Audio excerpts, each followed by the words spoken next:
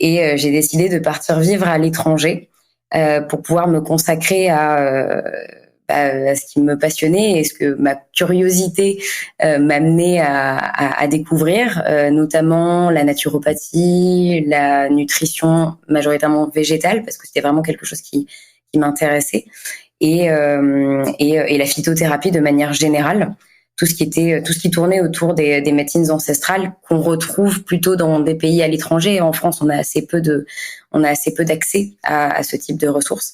Donc j'ai décidé de partir à l'étranger. En toute sincérité, ça m'a aussi permis, parce que je suis partie avec pas forcément grand chose. Donc ça m'a permis de faire baisser mes coûts de vie pour reprendre les études, parce que à la suite d'une école de commerce, on a surtout un prêt sur le dos plus qu'un compte en banque rempli. Donc quelques connaissances et un gros prêt à rembourser. Exactement. Et donc ça m'a permis, mine de rien, de pouvoir continuer à étudier en faisant baisser mes coûts de vie. Et à la suite de ça, du coup, j'ai pu étudier la nutrition végétale, la naturopathie, et je me suis passionnée pour ces sujets. J'ai aussi, sur ces années-là, j'ai eu la chance d'avoir énormément d'expériences, le type d'expérience qu'on peut avoir qu'une fois qu'on a quitté un petit peu le chemin classique et qu'on se retrouve avec plein d'opportunités qui arrivent comme ça, les unes après les autres, et puis on les prend, et puis pouf, et puis voilà, c'est la vie.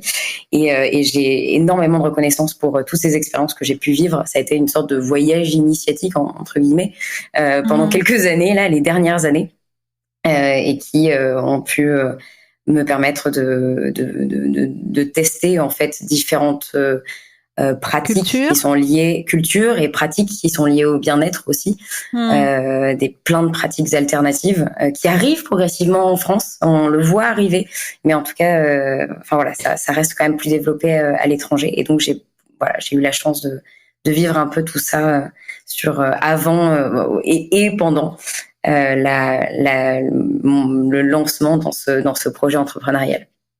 Tu parles de pratiques alternatives ou complémentaires, plusieurs que tu as découvertes à l'étranger. Est-ce que tu peux en citer quelques-unes ou toutes celles que tu as découvertes? Alors, avec grand plaisir. Je vais quand même essayer de marcher sur des œufs, parce que en fonction des pays, il y a des choses qui sont légales, interdites, moins légales, voilà, exactement. Et surtout en termes de perception, on n'a pas du tout la même perception en fonction de la culture qu'on peut avoir. Mais disons que tu as découverte, peut-être certaines expérimentées. Exactement. Après, l'expérience t'appartient, tu as le droit d'en parler. Exactement. Et puis pour moi, c'est quelque chose de. Là, je ne vais pas recommander quoi que ce soit, mais en tout cas, c'est vrai que pour moi, ça a été toujours des expériences très intéressantes, très enrichissantes.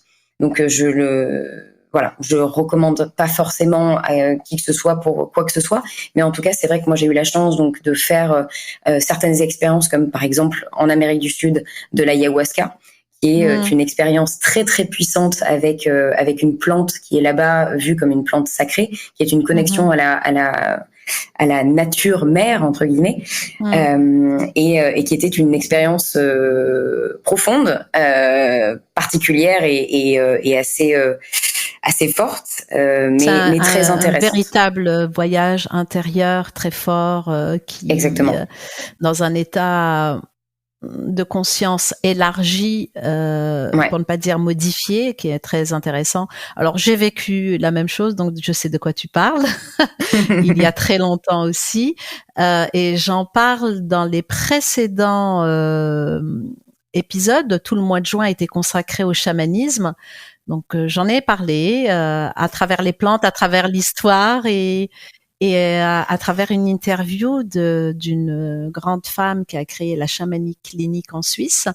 Tout ça pour dire que je vois de quoi il s'agit, et que les ayahuasca, effectivement, ce sont le mélange de deux plantes, puisque la plante psychotrope est détruite par les sucs gastriques, et pour cette raison, on rajoute une autre molécule qui fait que l'ayahuasca, enfin la DMT, circule dans le sang et donc agit sur le cerveau et la conscience.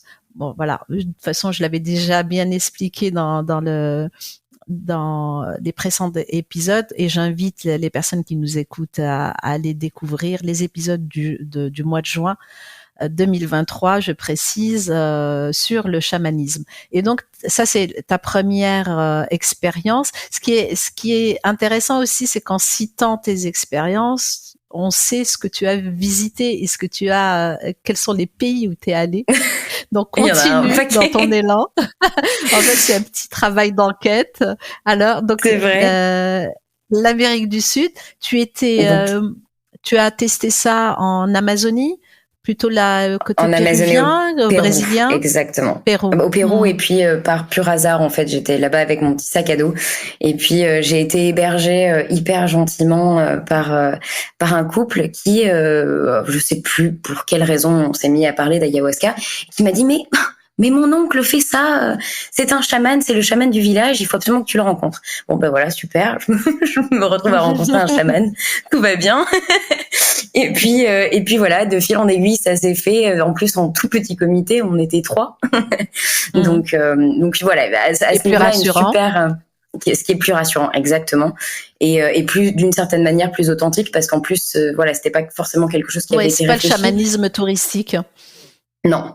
Et puis ça donne quelque chose de tellement profond de pouvoir échanger, même en dehors. Enfin, bref, tout ça pour dire que c'était une très belle expérience. Et à la suite de ça, c'est pareil. J'ai eu l'occasion sur ces dernières années de faire un vipassana. Un vipassana, c'est une retraite de méditation de 10 jours en total silence, et c'est une expérience qui est quand même très très forte aussi, parce que ne pas parler pendant 10 jours, pas le droit d'avoir son téléphone, un bouquin, quoi que ce soit en fait qui puisse distraire, c'est assez fort. Moi, c'était dans une recherche justement d'équilibre psychologique, d'équilibre mental, et je cherchais des choses en moi. Est-ce que ça m'a apporté les réponses que je recherchais, ou même est-ce que ça m'a permis d'avoir une pratique de la méditation par la suite stable et constante? Non, pour être très honnête. Il y a des gens pour lesquels ça marche super bien et c'est super, et moi je suis le genre de personne qui a du mal à méditer. C'est un fait, je suis prof de yoga, je suis naturo, tout ce qu'on veut, et j'ai du mal à méditer quand même. Donc c'est pas grave, mais c'est vrai qu'en termes d'expérience, c'était puissant, et ça m'a permis d'aller chercher peut-être quelques petites choses qui de toute façon, même si on s'en rend pas compte au moment donné, et sur le long terme, on se rend compte en fait des effets. En tout cas, ça apporte des insights d'une certaine manière. Oui. Donc ça a été une super expérience aussi. Je vais peut-être pas commencer à énumérer toutes les expériences que j'ai vécues sur les dernières années, mais en tout cas. Mais si, les plus. Il y en a tant que ça. Oui, il y en a un certain nombre. Et puis de toute façon, après ça dépend aussi des perceptions. Tout peut être prétexte à expérience, et on peut en fonction des personnes voir quelque chose qui est pourtant banal pour quelqu'un être mémorable pour quelqu'un d'autre. Donc mais globalement, je pourrais aussi citer par exemple le breathwork, qui est une pratique que j'aime beaucoup.